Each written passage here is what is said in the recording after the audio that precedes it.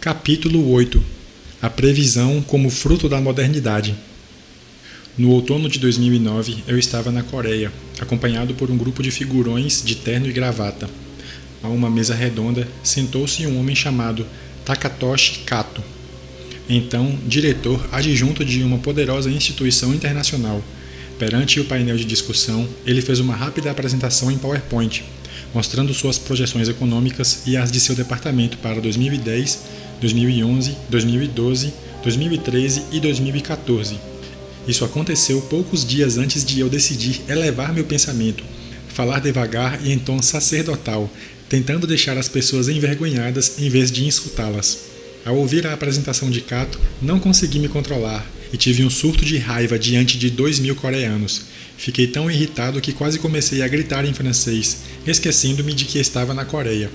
Corri para o microfone e disse que, da próxima vez que alguém de terno e gravata apresentasse projeções para o futuro, o público deveria pedir para ver as projeções feitas por aquele sujeito no passado, neste caso, o que ele havia previsto para 2008 e 2009, os anos de crise, 2 a 5 anos antes, isto é, em 2004, 2005, 2006 e 2007. O público, então, constataria que o altamente venerável Kato-san e seus colegas não eram, para dizer o mínimo, muito bons no negócio de precognição. E não é apenas o Sr. Kato. Nosso desempenho em calcular acontecimentos raros e significativos na política e na economia não está próximo de zero. Ele é zero. Eu improvisei ali mesmo minha solução. Não podemos colocar todos os falsos prognosticadores na cadeia. Não podemos impedir as pessoas de exigirem previsões. Não podemos dizer às pessoas para não contratar o próximo sujeito que fizer promessas sobre o futuro. Tudo o que quero é viver em um mundo em que as previsões, como estas do Sr. Kato, não nos prejudiquem. E este mundo tem um atributo único, a robustez.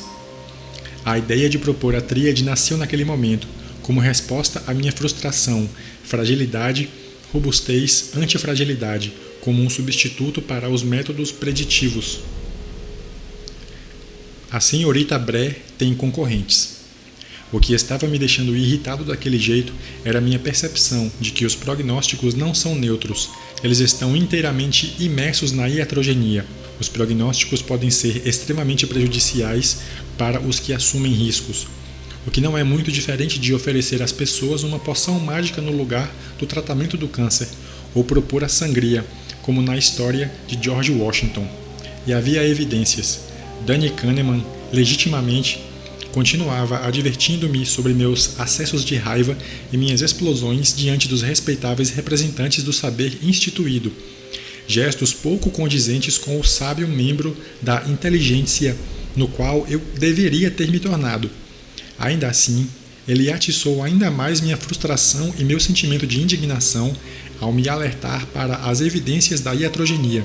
Existem inúmeras descobertas empíricas comprovando que fornecer uma previsão numérica aleatória a alguém aumenta sua assunção de riscos, mesmo que a pessoa saiba que os prognósticos são aleatórios.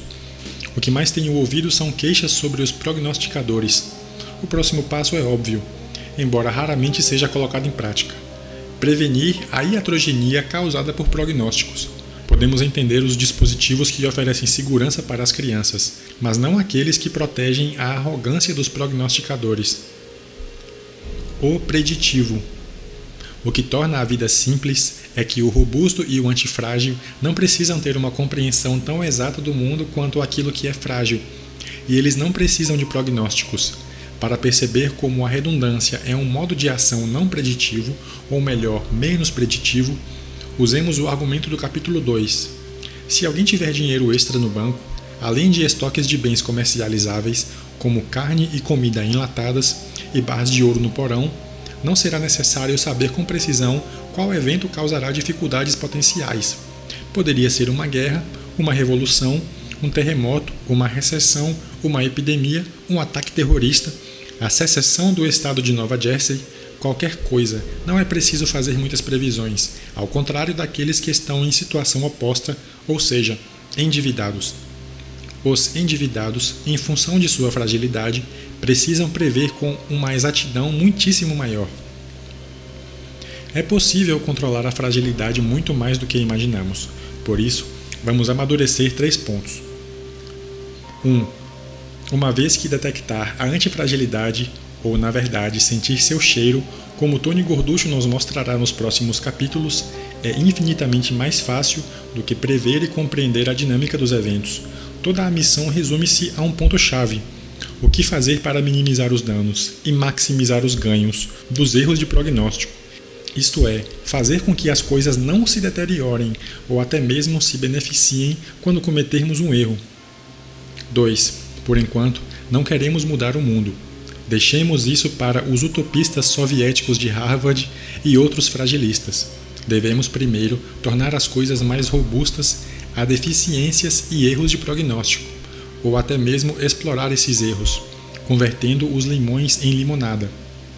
3. Quanto à limonada, a história parece nos dizer que ela obterá êxito em qualquer circunstância. A antifragilidade é necessariamente o modo como as coisas seguem adiante sob o beneplácito da mãe de todos os agentes estressores, chamada tempo. Mais do que isso, após a ocorrência de um evento, digamos um tsunami, uma primavera árabe semita ou manifestações semelhantes, um terremoto, uma guerra ou uma crise financeira, é preciso transferir a culpa pela incapacidade de perceber sua aproximação para a incapacidade de compreender a antifragilidade, ou seja, por que construímos algo tão frágil a esses tipos de eventos? Não perceber um tsunami ou um evento econômico se aproximando é desculpável. Construir algo frágil diante dessa realidade não é. Além disso, quanto ao tipo de utopismo ingênuo, ou seja, a cegueira à história, não podemos nos dar ao luxo de depender da eliminação racionalista da ganância e de outros defeitos humanos que fragilizam a sociedade. A humanidade vem tentando fazer isso há milhares de anos, e os seres humanos continuam os mesmos, com mais ou menos dentes podres. Então, a última coisa que precisamos é de moralistas ainda mais perigosos. Em vez disso, a ação mais inteligente e prática é fazer com que o mundo seja à prova de ganância, ou até mesmo, quem sabe, fazer com que a sociedade se beneficie com a ganância e outros defeitos identificados na raça humana. Apesar de sua má fama, algumas pessoas da indústria nuclear parecem estar entre as poucas que compreenderam a questão e a levaram à sua conclusão lógica.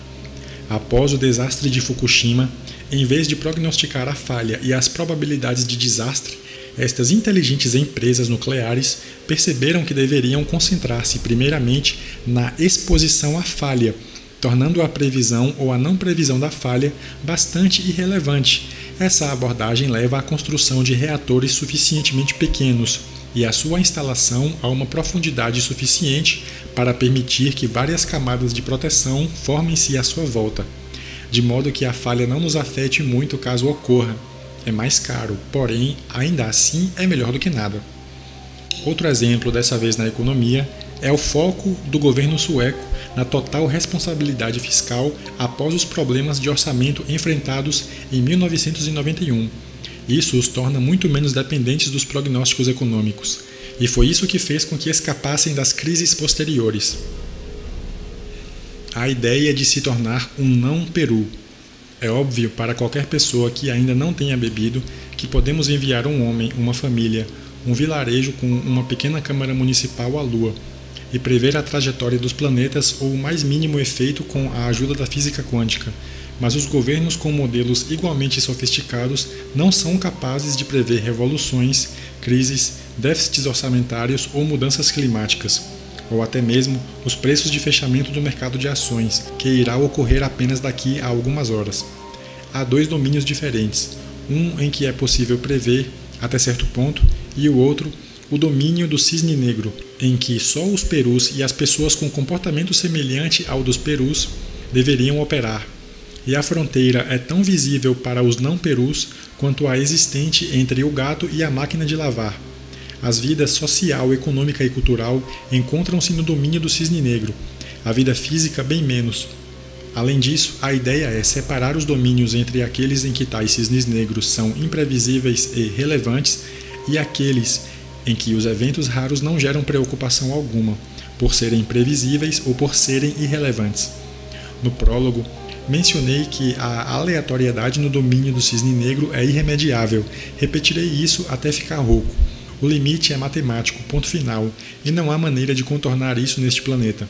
O que não é passível de mensuração e previsão permanecerá não mensurável e não previsível, não importando quantos doutores com nomes russos e indianos estejam envolvidos na tarefa, independentemente de quantas correspondências insultuosas eu receber. Na zona do cisne negro, há um limite ao conhecimento que nunca poderá ser alcançado, não importa o nível de sofisticação a que a ciência estatística e de gerenciamento de riscos possa chegar. Este autor não está exatamente comprometido em afirmar a eterna impossibilidade de se saber alguma coisa sobre esses assuntos.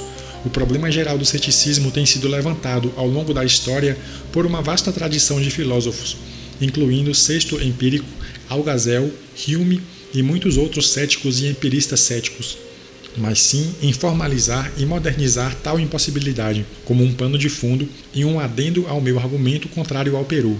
Portanto, o meu trabalho é sobre onde se deveria ser cético e onde não se deveria ser. Em outras palavras, concentrar-se em escapar da P do quarto quadrante. O quarto quadrante é o nome científico com que batizei o domínio do cisne negro, aquele no qual temos uma alta exposição a eventos raros e extremos, e estes eventos são incalculáveis. Porém, o que é pior, devido à modernidade, a participação do extremistão tem aumentado. Os efeitos da lógica de o vencedor leva tudo estão piorando. O sucesso de um escritor, uma empresa, uma ideia, um músico, um atleta tem de ser planetário, ou então não significa nada. Esses efeitos pioram a previsibilidade, já que agora quase tudo na vida socioeconômica é dominado por cisnes negros. Nossa sofisticação nos coloca continuamente à frente de nós mesmos, criando coisas que somos cada vez menos capazes de compreender. Chega de cisnes negros. Enquanto isso, ao longo dos últimos anos, após a descoberta da noção de cisne negro, o mundo também tem caminhado em sentido contrário. Oportunistas estão agora se ocupando de prever, predizer e prognosticar os cisnes negros com modelos ainda mais complicados, oriundos das teorias do caos, da complexidade, da catástrofe e da geometria fractal. No entanto, mais uma vez, a resposta é simples: menos é mais. Mudemos o discurso para a antifragilidade.